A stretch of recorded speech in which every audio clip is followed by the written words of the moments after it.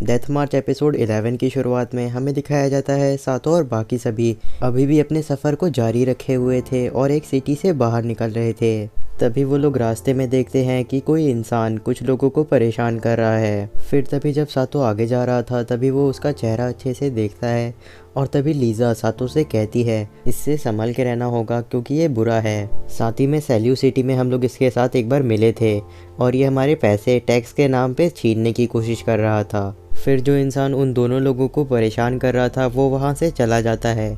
तो फिर सातो जाकर के उन लोग को एक मैजिक पोशन देता है ताकि उनकी हेल्थ वापस से रिकवर हो जाए। फिर वो दोनों सातो को शुक्रिया कहते हैं और फिर वहाँ से मैजिक पोशन लेकर के चले जाते हैं। देन अगले सीन में हमें दिखाया जाता है सातो और बाकी सभी एक जगह पे रुके हुए थे ताकि वो लोग थोड़ा सा आराम कर सकें। तभी वहाँ पे बाकी सभी खेल रहे थे लेकिन आरिसा और सातो मैजिक पोशन बनाने की कोशिश कर रहे थे और वहीं पे आरिसा सातो से पूछ रही थी आखिर तुम्हें क्या क्या आता है, तुम्हें सिलाई भी आती है और मैजिक पोशन बनाना भी। फिर उसके कुछ समय बाद सातो मैजिक पोशन बनाना शुरू कर देता है। फिर सातो कुछ ही समय में एक बहुत ही हाई क्वालिटी एचपी रिकवरिंग पोशन बना लेता है। तभी उसके बाद वो एक वाइल उठाता है ताकि वो उस एचपी पोशन को उसमें रख सके।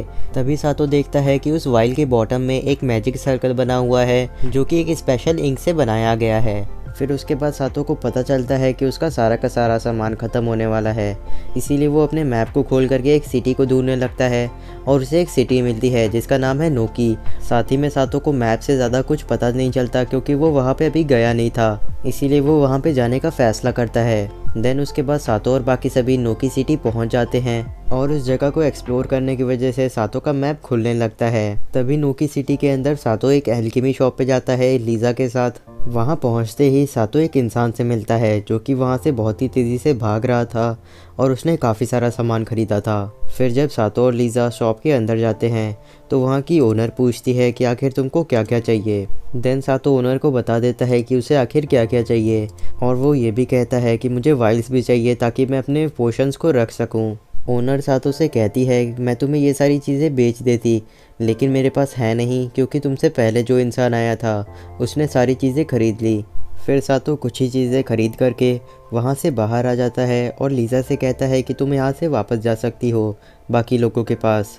तभी हमें अगले सीन में दिखाया जाता है सातो एक जगह पे आया हुआ था रात के समय में। वहीं पर वो अपने पास से कुछ मैजिक स्क्रोल को निकालता है जो कि उसने खरीदे थे उस एल्केमी शॉप के ओनर से। फिर उसके बाद सातो उन मैजिक स्क्रोल से जल्दी जल्दी मैजिक सीखने लगता है। फिर सातो अपने मैप को और ज़्यादा अनलॉक करने के लिए पूरी जगह में घूमने लगता है क्योंकि उसका मैप अभी भी पूरी तरीके से अनलॉक नहीं हुआ था।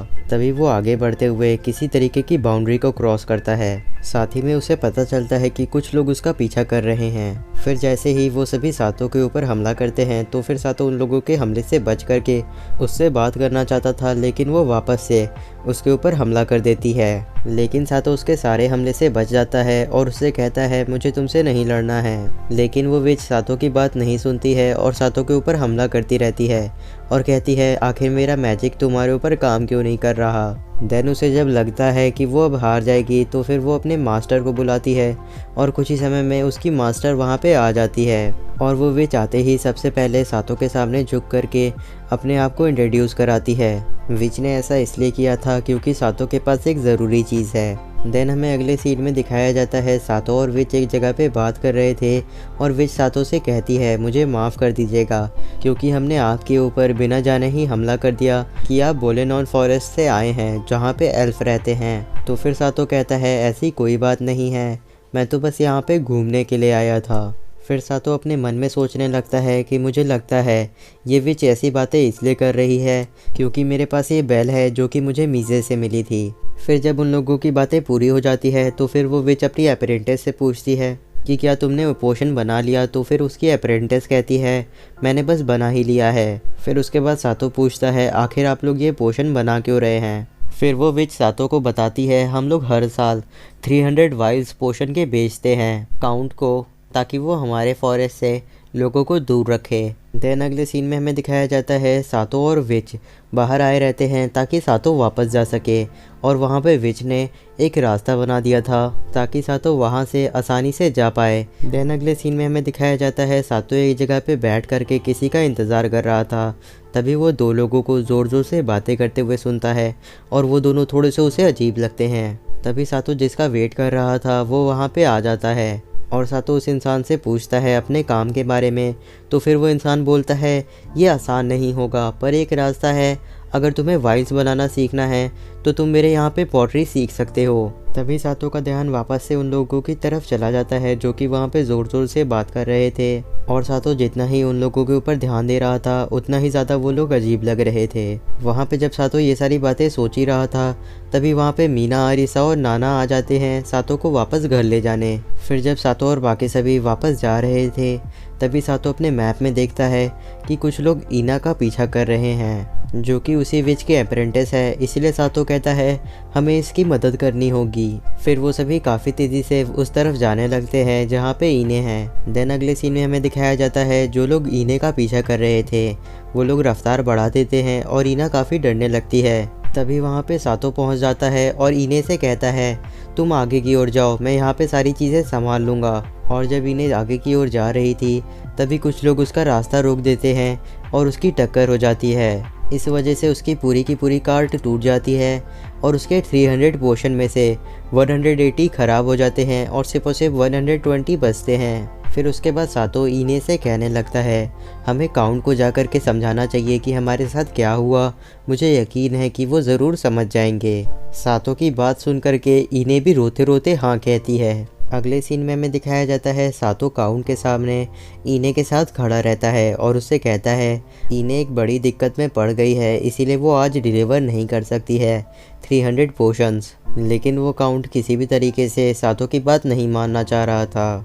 तभी सातो की नज़र उसके पीछे खड़े इंसान के ऊपर जाती है और उसे याद आता है ये तो वही बुरा इंसान है जो कि उन लोगों को परेशान कर रहा था। तभी वो काउंट सातो से कहने लगता है हमने एक समझौता किया था, अगर वो समझौता पूरा नहीं होगा तो फिर उस समझौते को कैंसिल कर दिया जाएगा, और अगर तुमने शाम होने से पहले 300 वाइल्स मैजिक पोशन नहीं लाया तो फिर तुम लोग दिक्कत में पड़ सकते हो। वहीं पर काउंट की बातें सुन कर के सातो को लगने लगता है कि काउंट चाहता था कि वो डिलीवरी फेल हो जाए।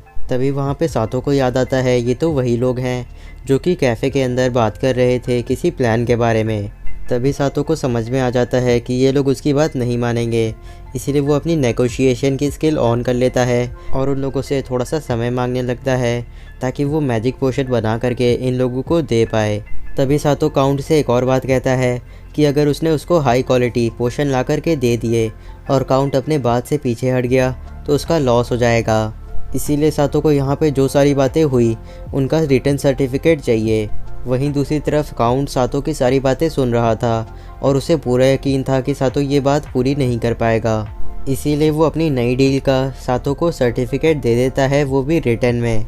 देन अगले सीन में हमें दिखाया जाता है ईने सातो से पूछ रही थी आखिर हम लोग इस डील को पूरा कैसे करेंगे, क्योंकि ये नामुमकिन है। क्योंकि हम भले ही पोशन बना लें लेकिन उन्हें स्टोर करने के लिए हमें वाइल्स चाहिए जो कि हमारे पास नहीं हैं। लेकिन तभी एपिसोड के लास्ट में सातो कहता है तुम्हें चिंता करने की ज़रूरत नहीं है क्योंकि मेरे पास एक तरीका है। और अगर आपको इसका नेक्स्ट एपिसोड देखना है तो चैनल को सब्सक्राइब करके बेल नोटिफिकेशन को ऑन कर लीजिए। मैं मिलता हूँ आपसे अगले एपिसोड में।